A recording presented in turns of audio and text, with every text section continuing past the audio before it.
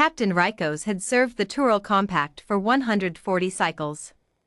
He had fought the Kravashi insect hordes on the ice moons of Adirath.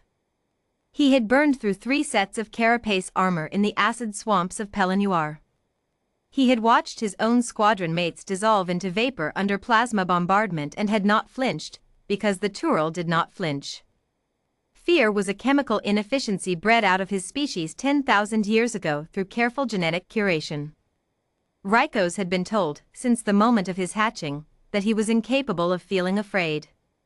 He learned otherwise on a nameless rock called Designation 7V, fighting alongside humans for the first time. The campaign had started simply enough.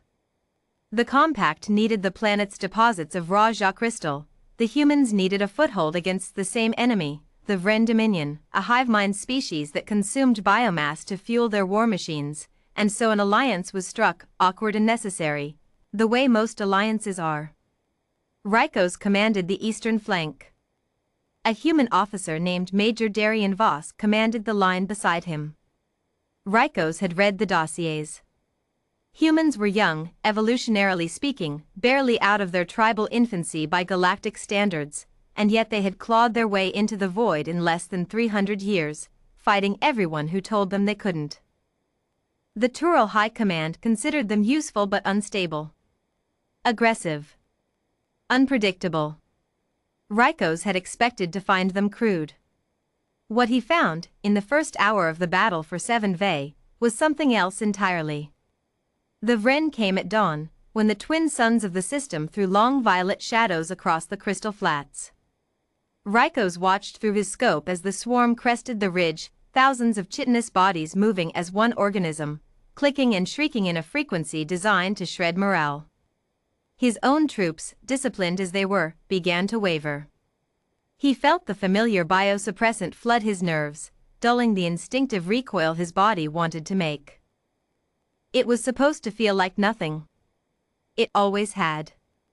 Beside him, over the comm channel, Major Voss's voice came through flat and almost bored. "All right.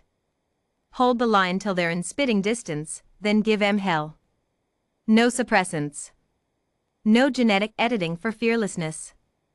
Rykos had checked. Humans felt fear exactly the way their biology intended, raw and unfiltered, adrenaline and racing hearts and the screaming animal part of the brain that wanted to run.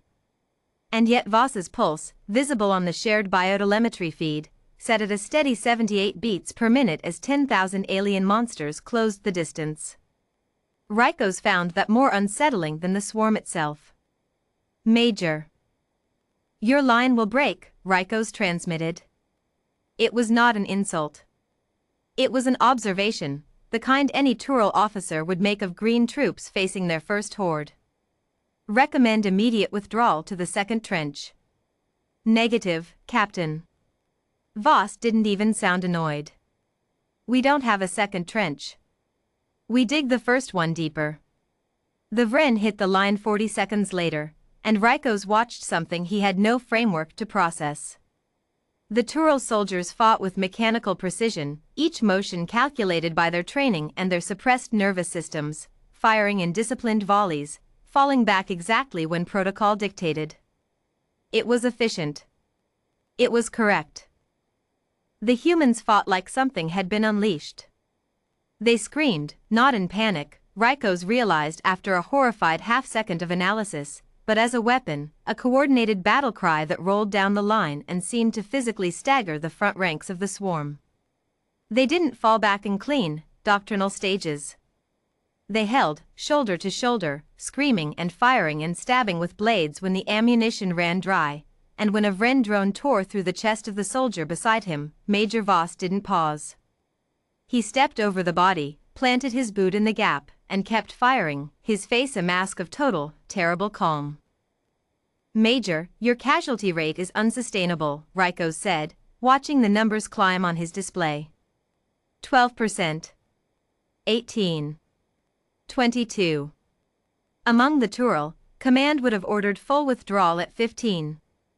"Casualty rates fine," Voss replied between bursts of gunfire. "Position's the part we don't lose."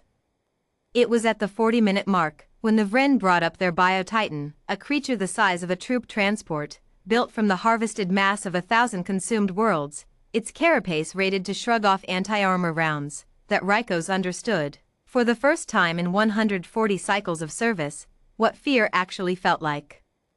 He had seen Titans before. Tural doctrine for Titans was simple: retreat, regroup, call for orbital strike, do not engage. It was the correct response, the only response that preserved the unit. He opened the calm to issue the order to the human line as well, a courtesy, since the Titan would annihilate them in minutes. Major Voss was already running toward it. Major, that order was not authorized. Wasn't asking, Captain. Voss's voice had changed. Not louder. Lower. Something underneath it that Rykos's translation matrix struggled to classify: not aggression, not bloodlust, something closer to absolute, immovable resolve. Behind him, a dozen more humans broke from the line and followed, hauling a portable rail cannon between them, sprinting directly at a creature that could erase them from existence with a single swipe. Rykos's suppressants, for the first time in his life, failed. It started as a tightness in his secondary heart, a sensation he had no name for because the genetic editors had stripped the vocabulary from his species along with the chemical itself. His vision narrowed. His breathing, three-chambered, normally a silent, automatic process, became something he was suddenly, acutely aware of. He watched Voss close the distance to the Titan, watched the creature's optic cluster swivel toward the tiny figure sprinting at its feet, watched it raise a limb the size of a starship strut to crush him. And felt, with total clarity, that he did not want to watch this human die. That was the moment Rykos understood fear. Not fear for himself. Fear for someone else. A concept so utterly foreign to Tural military psychology that there wasn't even a court-martial offense covering it, because no one had ever imagined a soldier would need protecting from it. Fall back, Eos, that is, and order. Rykos was on his feet, moving before he'd consciously decided to, his weapon already firing, covering shots he hadn't calculated, every motion stripped of its usual cold precision and replaced with something frantic, something desperate. The rail cannon team planted their weapon 40 meters from the Titan's leg and fired. The round didn't kill it. Nothing short of orbital ordnance would kill it. But it staggered the creature, buckled the joint, dropped it to one knee, and that was all Voss needed. He was already past the falling limb, already climbing the wreckage of a downed Vren drone, already slamming a breech charge into the seam where carapace met flesh at the base of the Titan's skull. The detonation took out a 40-meter radius. Voss had been 30 meters from the device when it went off, having sprinted clear in the last possible second, and Rykos watched the human officer get thrown bodily across the crystal flats, tumbling, smoking, alive. Alive. Rykos reached him before the medics did. He didn't remember crossing the field. He only remembered kneeling in the crystal dust, hauling Voss upright by the collar of his ruined uniform, his hands that had executed surgical strikes without a tremor for 14 decades, shaking. Voss coughed, spat blood, and grinned up at him with cracked teeth. Told you the position would hold. You absolute fool, Rykos said, and his voice came out wrong, fractured, nothing like the clean modulated tone of a Tural officer. You could have died. I watched you run at it and he stopped. He had no word for what came next, not in his own language, not in any language his species had bothered to keep. Voss seemed to understand anyway. He clapped a bloody hand on Rykos's shoulder. Yeah, he said quietly. That's the job, Captain. You're not supposed to feel nothing about it. You're just not supposed to let it stop you. Rykos looked down at his own trembling hands, at the dead Titan smoking in the distance, at the human soldiers already regrouping along the line to face whatever came next, and understood, with the bone-deep clarity of revelation, why the Compact's analysts had been wrong about humanity for 300 years. It wasn't that humans didn't feel fear. It was that they had simply decided, collectively and stubbornly, that fear was not in charge.